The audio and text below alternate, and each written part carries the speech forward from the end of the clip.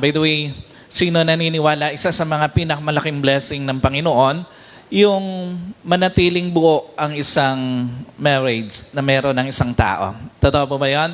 Sino naniniwala? Isa sa mga pinakamalaking pagpapala ng Diyos sa iyo, yung hanggang ngayon kasama mo pa yung asawa mo. Yung ibang hindi sumagot, parang ayaw nang makasama yung kanilang asawa. Totoo po ba yan? Isa sa mga pinakamalaking blessing ng Panginoon, yung hanggang ngayon kasama mo pa yung asawa mo. And at the same time, hanggang ngayon, buo kayong mag-asawa. Kasi alam niyo po, according dun sa mga pag-aaral, lumalabas na yung first 5 years or 7 years ng marriage ng isang tao, alam niyo po, doon napaka-fragile yung kanilang pagsasama. Dito marami yung mga hindi nakakatawid hanggang doon sa dulo ng kanilang pagsasama. Maraming mga tao, maraming mga mag-asawa, pagdating doon sa ika-5 taon, ika-6 na taon, ika-7 taon, naghihiwalay na.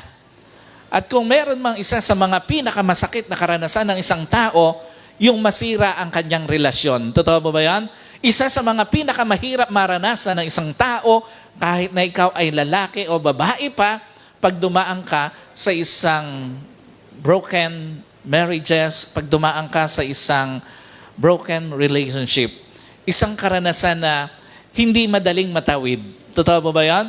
Hindi madaling matawid ang isang karanasan na kung saan nangarap ka na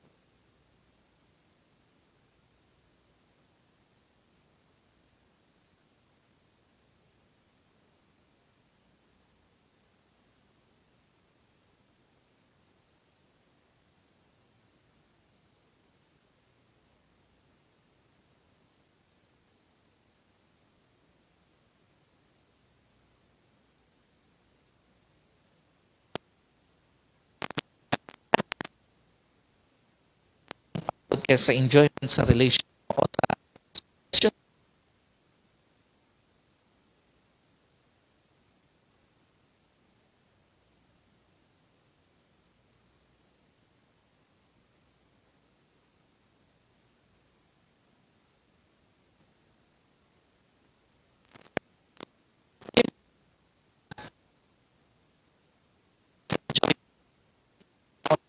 mas pinipili pa rin nila na mag-stay doon. And at the same time, paano mo malalaman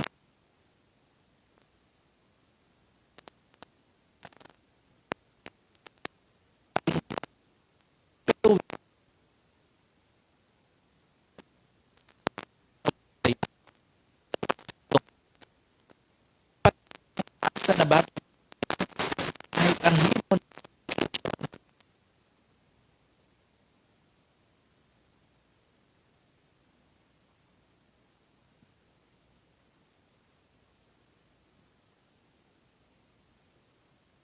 yung may galit sa puso mo dahil sa ginawa sa'yo, pero willing ka pa rin tiisin yung maling ginagawa sa'yo. And at the same time, yung bang patuloy ka pang umaasa na babalikan ka kahit na siya, ang linaw na ng indication, masaya na siya sa iba. Alam niyo po, yung paulit-ulit kang sinasaktan, paulit-ulit kang niloloko, paulit-ulit kang umaasa na magbabago pa siya, pero wala na talaga. Lalo na yung mga nakasal. Totoo po ba, maraming mga tao umaasa pa kahit na yung nang iwan sa kanya, may pamilya na bago, may mga anak na. Alam niyo po, kapag ka ang linaw-linaw na ng indication na kontento na siya doon sa iba, dapat matuto na tayong mag-move on. Dapat matuto na tayo na simulan yung bagong phase ng ating journey na tapos na yung para sa kanya. Tapos na yung part na kasama siya. Pero pansinin nyo, kaya nga ang sabi ni Paul dito sa 1 Corinthians 7:15, but if the unbeliever departs, let him depart. A brother or a sister is not under bondage in such cases, but God has called us to peace. Subalit kung humihiwalay ang hindi mananampalataya, ay hayaan siyang humiwalay. Ang kapatid na lalaki o kapatid na babae ay hindi nagagapos sa ganitong kalalagayan sapagkat tayo ay tinawag ng Diyos sa kapayapaan. Ano ibig sabihin nito? Ano ba ang context nung binanggit na ito ni Paul dito sa 1 Corinthians? Alam niyo po, unang-una, on the issue of married couple, tandaan niyo po, Paul encourages believers to stay with unbelieving spouses even if they are willing to stay, as the believers might be used to save him or her. Ang paalala po ni Paul, at the same time, ang encouragement niya sa mga mag-asawa o sa mga asawang mananampalataya ni Kristo, kung willing namang mag-stay dun sa marriage nyo, ang iyong asawa na hindi mananampalataya, mag-stay ka dun sa marriage na yan. Mag-stay ka dun kasi ang paalala ni Paul, maaaring dun sa pag-stay mo dyan sa inyong relasyon na yan, madala mo siya sa Panginoon. Maligtas din siya. So, iyon yung paalala ni Paul. Iyon yung isa sa mga ibig sabihin dito ni Paul.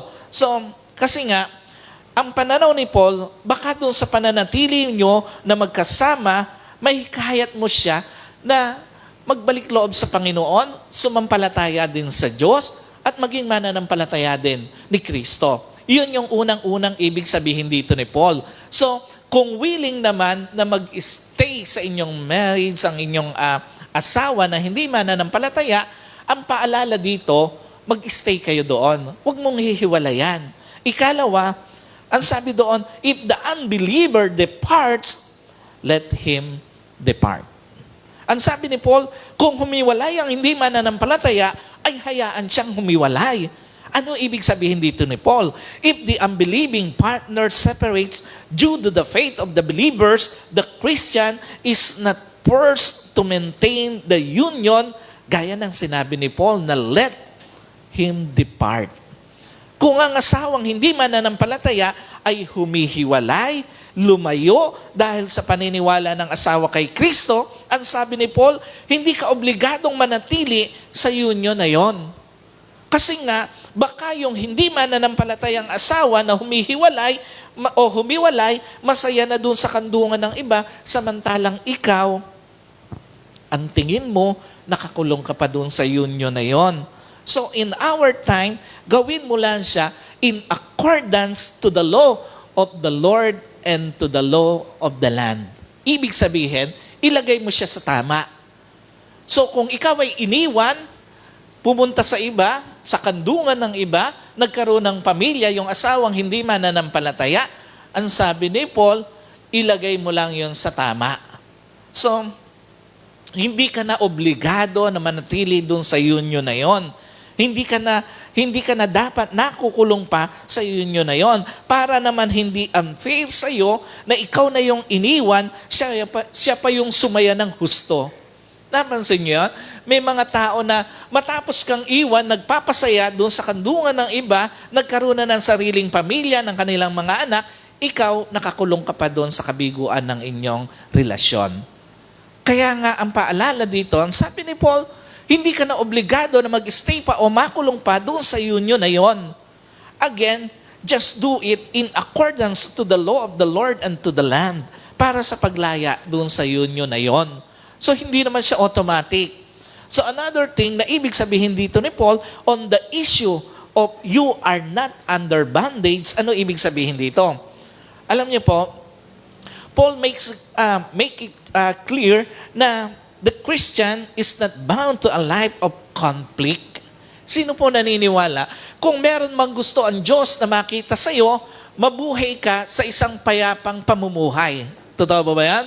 Lalo na sa isang relasyon o sa loob ng marriage. Kung meron mang gustong makita ang Diyos sa iyo, yung payapa ang inyong pagsasama. Yung nabubuhay ka sa isang relasyon na may kapayapaan ka sa puso mo. Sino po naniniwala? Isa sa mga pinakamahirap na relasyon, yung relasyong wala kang kapayapaan. Totoo ba yan? Ang hirap mag-stay sa isang relasyon na wala kang kapayapaan. Kaya nga ang paalala dito, si Paul, nidilaw niya na ang isang mananampalataya ay hindi nagagapos sa isang komplikadong relasyon o sa isang marriage na sinira mismo ng asawa niya. Some scholars understand this to mean the believers is released from the marital obligation, often allowing for marriage. Sa maraming mga Bible scholars, ang unawa nila dito, ito ay nangangahulugan ng paglaya sa isang marital obligation at nagbibigay kalayaan na muling pumasok sa pag-aasawa. But again, ang case dito, iniwang ka at siya ang sumira ng inyong union. So dapat maingat tayo doon. Hindi ikaw yung sisira dahil gusto mo lang mag-asawa ng iba. Hindi.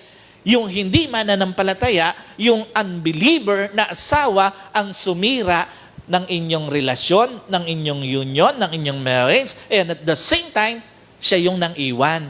So, huwag nating maipagkamali na yung sinasabi dito ni Paul, ay pwede naman pala akong magre-marriage, kaya sisirain ko na yung aking relasyon. No, hindi ganun ang ibig sabihin dito ni Paul. Ang sinasabi dito ni Paul, yung unbeliever na asawa mo na sinira ang inyong relasyon, ang inyong kasal, ang inyong marriage, at siya yung nang iwan sa'yo, so doon ka na hindi obligado o hindi ka na nakakulong doon sa marriage na yon o sa union na yon. So another thing, on the purpose of peace. But God, sabi ni Paul, but God has called us to peace, sapagkat tayo ay tinawag ng Diyos sa kapayapaan. So, ano yung guiding principles dito ng Panginoon? The guiding principles is that God calls believers to peace, not to fighting to save a marriage against the will of unbelieving spouse who is living already. Yung gabay ng prinsipyong ito, napakalino na tayo ay tinawag ng Diyos para mabuhay sa kapayapaan. Meaning, hindi na para sa iyo na yung ipaglaban pa ang isang marriage na ayaw na ng hindi mananampalatayang asawa. Meaning, hindi na para sa iyo yung ipaglaban pa ang isang marriage nalabag na sa kalooban ng hindi mananampalatayang partner. At higit sa lahat, hindi na para sa iyo yung ipaglaban pa ang isang marriage na matagal nang inabandona ng hindi mananampalatayang believer. Kaya nga sa mga young pro natin, ang linaw na ng standard ng Panginoon. Sabi ng Panginoon, do not equally yoke with unbeliever. Pero minsan, kahit pala believer, may mga nang iiwan din. Totoo ba yan? Minsan, kahit pala mananampalataya, kahit pala lagi mong nakikita sa church, yung akala mo na magiging tapat sa'yo, hindi rin pala magiging tapat sa'yo. So, ang pag-i-stay talaga sa isang marriage ng tapat ay nasa desisyon ng isang tao. So, anong pinapakita rito sa atin ng Panginoon? So, ito po ang applicable. Ito ay applicable, pwede mo lang hiwalayan, i-divorce ang unbeliever na asawa na siya mismo ang sumira ng inyong relasyon. At the end of the day, ang dapat mo makita, in a failed union, laging may window of new beginning na ibinibigay si Lord sa'yo. At the end of the day, in a failed union, laging may window of freedom to live at peace na binibigay sa'yo si Lord. And in a failed union, laging may window of opportunity to move on na binibigay ang Diyos sa iyo. So, makatarungan ng Diyos. Mabuti ang Panginoon. Hindi kanya hayaang makulong sa isang tao na inabandona ka na, iniwang ka na, masaya na sa piling ng iba, tapos ikaw magmumukmo ka pa sa isang tabi, ayaw mo pang mag-move on. Bin mo sa katabi mo, mag-move on ka na. Alam niyo po, again, hindi ka hahayaan ni Lord na makulong sa isang relasyon o marriage na una ka nang hiniwalayan, una ka nang inabandona, at una ka nang niyang sinira. Kaya nga kung may gusto mong makita si Lord sa mga iniwan, hiniwalayan, inabandona, mag-move on ka na. Huwag magpakulong sa isang failed, unwanted na relasyon. Huwag magpakulong sa isang nag-failed na marriage. Huwag magpakulong sa taong matagal ka nang binitawan. Pag matagal ka nang binitawan, matutong bumitaw. Now, the question is, why do you need to move on from marital relationship? O from relational breakups? Alam niyo po, unang-una, somewhere along the way, you will find someone who will value your relationship and love. Sino po naniniwala? Dahil lang, bakit kailangan mo mag-move on from marital, relational breakups? Kasi nga, pwedeng isang araw, bigyan ka ng Diyos na isang taong kaya kang pahalagahan, kayang pahalagahan ng relasyon mo. Totoo po ba yan? Hindi naman lahat ng nag-fail na relasyon, dapat nagtapos na doon eh. Hindi naman lahat ng nag-fail na marriage, dapat nagtapos na yung kwento mo doon. No, kasi, again, somewhere along the way, pwede ang Diyos mag-provide ng tao na kaya kang pahalagahan. Kayang pahalagahan ang relasyon mo.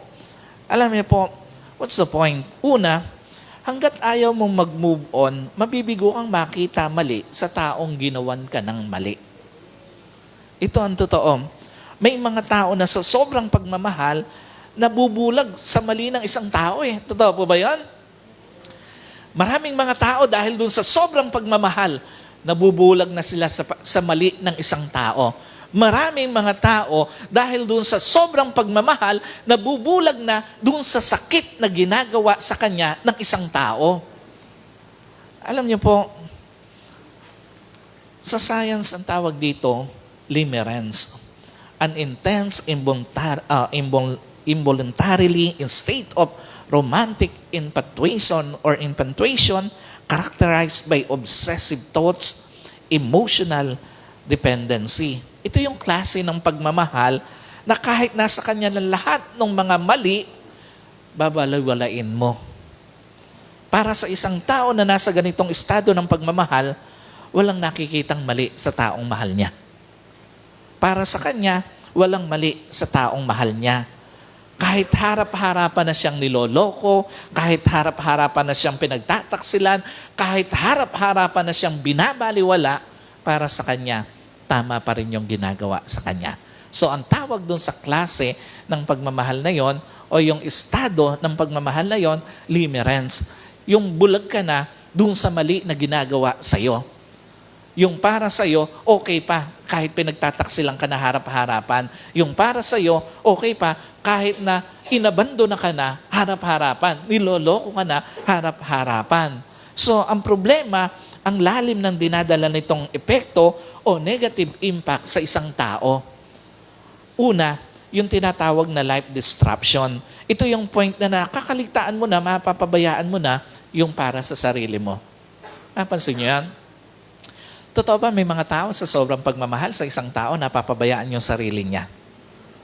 Maraming mga tao, dahil sa sobrang pagmamahal, maging yung pakikitungo sa ibang tao, sa ibang miyembro ng pamilya niya, napabayaan na niya. Ikalawa na negative impact nito, nagkakaroon ng mental and emotional distress. So mapupuno ka ng matinding anxiety, makakaranas ka ng mabilisang pagbabago ng mood, matinding guilt at shame sa sarili mo. At the same time, yung physical and health impact. Makakaranas ka ng palpitation, pagpapawis, yung hindi ka makakatulog. At the same time, kung hindi naman walang gana, sobrang gana naman sa pagkain. Tingnan niyo yung katabi niya. Depende sa sukat niya kung stress ba yan. Napansin niyo? Napakalaki. Negative impact ang hatid sa isang tao ng bulag na pagmamahal. Yung harap-harapan ka ng niloko, inabando na, pinagpalit sa iba, ayaw mo pang mag-move on. Ano pinapakita nito? Tandaan niyo po, walang mali sa pagmamahal. Minsan, namamali lang sa taong minahal. Napansin niyo yan? Wala naman talagang mali sa pagmamahal kasi ang Diyos nga, siya mismo ang pagmamahal eh. Pero, pansinin niyo, may mga tao talaga na namali ng pili ng minahal. At hanggat hindi mo nakikitang mali o yung nakikita yung mali sa taong minahal mo, hindi mo makikita ang tamang tao para sa iyo. Tandaan niyo po, hanggat hindi mo nakikita yung mali sa taong minahal mo, hindi mo makikita yung tamang tao para sa iyo. Ikalawa, hanggat ayaw mo mag-move on, mabibigo kang tapusin, dapat mong tapusin. Sino po naniniwala? Hanggat ayaw mo mag-move on, lahat ng dapat mong tapusin sa journey mo, hindi mo matatapos. At ito ang totoo, sometimes, more than your unwanted relationship, ang dapat tapusin sa journey mo. Sometimes, ang nakikita mo lang bakit kailangan matapos ang isang unwanted relationship ay yung betrayal eh. Sometimes, ang nakikita mo lang bakit kailangan matapos ang isang unwanted relationship ay yung kawalan ng katapatan sa iyo eh. Pero ang totoo, more than that, mayroong dapat mas matapos sa iyong nararanasan. Kailangan tapusin yung injustice sa marriage mo. Kailangan mong tapusin yung false hope na baka balikan ka pa. Kailangan mong tapusin yung sleepless night sa buhay mo. Kailangan mong tapusin yung maling trato sa iyo. At kailangan mong tapusin yung pagkakakulong mo sa maling tao. So, yun yung dapat na matapos more than doon sa nakikita mong betrayal o pagtataksil sa iyo. Dahil unless na gawin mo, doon mo pa lang yon posibleng makita ang tamang tao para sa iyo. So another thing, bakit kailangan mo mag-move on? Mula doon sa mga unwanted, doon sa mga nag-failed na relationship sa buhay mo, even marriage pa, when you decide to stay with your pain, you will always hurt people around you. Sino po naniniwala? Hanggat ayaw mong mag-stay o hanggat ayaw mong mag-move on, gusto mo pang mag-stay doon sa pain na meron ka, yung pain na yon, Dadaling ka para saktan din yung mga tao sa paligid mo. What does it mean? Una, maaaring hindi mo kontrol na masaktan ng iba, pero maaari mong kontrolin ang sarili mo na makapanakit ng iba. Sino po aminado? Totoo po ba? Yung mga taong nananakit, ito yung mga taong sugatan eh. Totoo po ba? Yung mga nananakit ng damdamin ng iba, kapag ka inaral mo, bakit ganun siya? Meron siyang malalim na sugat na dala-dala sa puso niya. And most of the time, yung mga tao, yung mga babae, yung mga lalaki na iniwan ng kanilang asawa, ang lalim ng sugat na iniiwan nito sa kanilang puso. So kaya nga napaka-importante na maunawaan natin yung negative impact nito sa iyo. Hanggat hindi ka nag-move on, ito yung pwede mong maranasan. So, dito, tandaan nyo po, kahit ang pananakit sa isang relasyon ay isang desisyon. Hindi siya aksidente, hindi siya nagkataon, at hindi siya kahinaan bilang tao. So kung niloko ka, iniwang ka, pinagpalit ka sa iba, ng asawa mo o ng partner mo, desisyon niya yon, hindi aksidente yon. Tandaan niyo po, kung iniwang ka, niloko ka, pinagpalit ka sa iba, hindi nagkataon yon. Decision yon ng asawa mo o ng partner mo. At kung iniwang ka, niloko ka, pinagpalit ka sa iba, decision yon ng partner mo, hindi niya yung kahinaan bilang tao.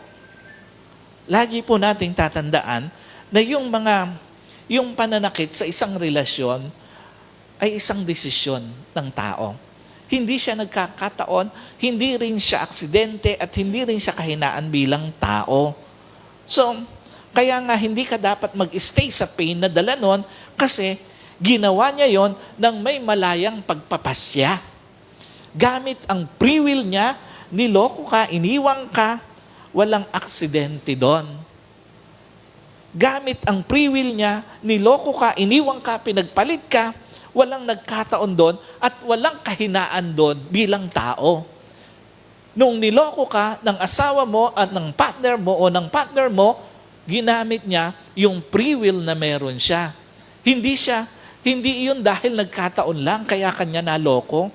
Hindi yun nagkataon kaya kanya na ipagpalit sa iba. At hindi rin yun aksidente, hindi rin yung kahinaan niya kaya kanya iniwan, pinagpalit at niloko. Pero ang pinakamalungkot, pag hindi ka umalis doon sa pain na dala nito sa iyo, pwede mo rin masaktan yung mga tao sa paligid mo.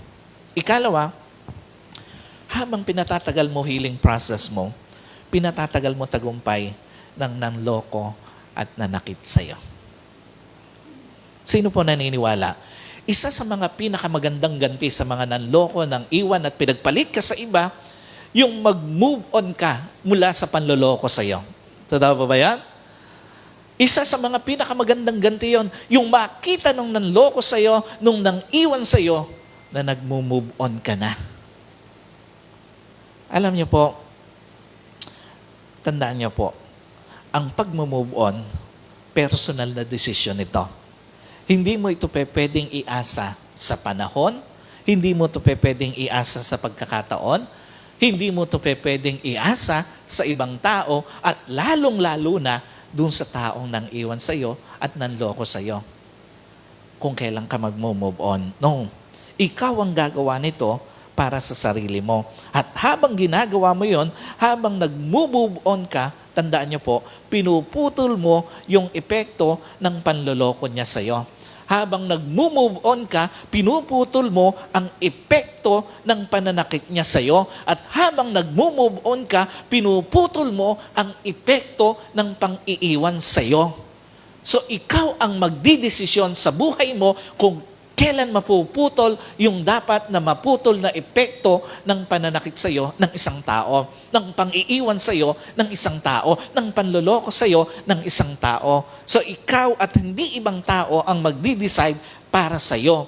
So kasi nga, yung pag-move on mo, it send a clear message of closure, emotional. So, no need for emotional talk. Pag gusto mo ng isang closure sa isang unwanted relationship, sa isang nag-fail na marriage, hindi mo na kailangan ng mga emotional talk na for the last time, hihingi ka pa ng closure, ng pag-uusap. No.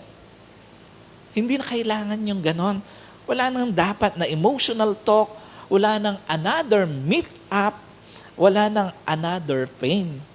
So, no need for emotional talk, no need for another meet-up, no need for another pain. Just close the door and silently walk away. Doon sa taong nanloko sa'yo, doon sa relasyon na hindi mo deserve. So, finally, bakit kailangan mo mag-move on? Most of the time, new beginning start with the painful ending.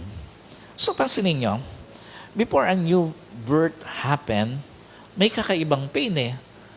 Totoo po ba yun sa mga nanganak na? Sino yung mga nanganak na dito? Totoo ba? Ang sakit. Pero after nun, may panibagong buhay na dala. So the same concept sa ibang aspeto ng buhay mo, lalo na sa pagmamahal. Minsan, kailangan mo pang masaktan bago magsimula ang bagong kwento sa journey mo. Minsan, kailangan mo pang masaktan bago magsimula ang mas matured na ikaw. Sino po aminado? Nung masaktan, doon siya mas nag-matured sa buhay niya. Napansin niyo? Minsan kailangan pa tayo masaktan bago tayo mag-mature sa pag-handle, sa pagharap sa isang relationship eh. At minsan, kailangan mo pang masaktan bago magsimula ang isang mas matatag na ikaw. What's the point? Una, minsan kailangan ng masakit na pagtatapos ng isang relasyon para sa simula ng mas deserve mong relasyon. Totoo ba? Hindi naman talaga madaling kalimutan ang relasyong minahal mo naman talaga eh. Totoo ba yan? Ang hirap kalimutan nun. Yung minahal mo ang isang tao, minahal mo yung relasyon na yun, nangarap ka, bumuo ka ng maraming pangarap, pero nauwi sa wala. At hindi siya madaling kalimutan. Hindi naman talaga madaling kalimutan yung relasyong pinangarap mo rin naman eh. And at the same time, lalo nang mahirap kalimutan yung relasyon na hinarap mo pa sa altar eh. Hinarap mo pa sa Diyos eh. Totoo po ba yan? Hindi madali yon nakalimutan. But again, hindi lahat ng tao meant to stay forever sa tabi mo. May mga tao na akala mo dahil hinarap mo sa altar, hanggang sa huli, sasamahan ka eh. Pero hindi nangyayari sa lahat ng pagkakataon. May mga tao, again, kahit hinarap mo pa sa Diyos, hindi talaga para sa'yo. Hindi lahat ng relasyon meant to stay forever. Sometimes, dadating ka talaga sa point na you have to stop fighting for what is no longer worth to be fight. Sometimes, darating ka talaga sa point na you have to stop loving for someone who is no longer worthy of your love. And sometimes, darating ka talaga sa point na kailangan mo nang bumitaw sa taong matagal ka nang binitawan. What important is, his absence give you space to breathe again, to start a new beginning. His silence give you time to breathe again, to start a new beginning. So choose to start again without hatred. Choose to start again without regrets. And choose to start again without being trapped from the past. Perhaps a bit of sadness, but more of peace. Perhaps a bit of longing, but more of freedom. And perhaps a bit of remorse, but more of letting go. Again, hindi lahat ng tao pipiliing mag-stay sa tabi mo. Hindi lahat ng relasyon meant to stay. Sa ayaw at sa gusto mo, may dadaling sakit sa iyo. Lahat ng nasirang relasyon sa journey mo. Pero gaya ng sinasabi sa Romans chapter 8, verse 18, The pain you have been feeling can compare to the joy that is coming. So church, this is the message of the Lord for you this morning. 2,000 years ago, Christ made the completion of our redemption, justification, and peace with God. Binago nito ang katatayuan natin sa harap ng Diyos. Mula sa pagiging alipin sa mga human obligations, tungo sa pagiging malayang anak ng Diyos na tinawag niya para mamuhay ng may kapayapaan. Dahil sa ginawa ni Kristo sa krus ng Kalbaryo, hindi ka naalipin ng takot kung paano ka magsisimula. Dahil sa ginawa ni Kristo sa krus ng Kalbaryo, hindi ka na dapat nakakulong sa relasyong wala kang kapayapaan. Yung identity mo ngayon, tandaan niyo po, your identity now were completed by Christ. Ang kakumpletuhan mo, si Kristo. Hindi ang relasyon mo, lalo na yung unwanted. Hindi ang marriage mo, lalo na yung unwanted marriage mo. So rest on the finished work of Christ. Rest on the promises of God. Rest on the providence of God. Huwag subukang i-fix yung mga unfixable situation sa buhay. Move on. Close the painful chapter of your journey and step to the new phase of your journey. Isarado ang dapat isarado at buksan ang bagong kwento. Let us pray. Panginoon, binabalik ko po sa iyo ang pinakamataas na papuri, pagluwalhati at pagsamba. Salamat sa paalala mo sa amin para sa amin pong pag-move on, pagpapatuloy nang hindi na nakakulong sa mga masasakit na karanasan sa aming relasyon, sa marriage man, o sa iba pang aspeto ng aming buhay. Salamat sa paalala mo sa amin. Salamat sa ginawa mo doon sa krus ng Kalbaryo para palayain kami sa isang buhay na walang kapayapaan, sa isang relasyon na walang kapayapaan. Salamat po. Nawa sa kabuuan po nito, wala pong ibang nataas kundi ikaw lamang, sa pangalan po ng aming Panginoong Jesus. Amen. Amen. God bless you.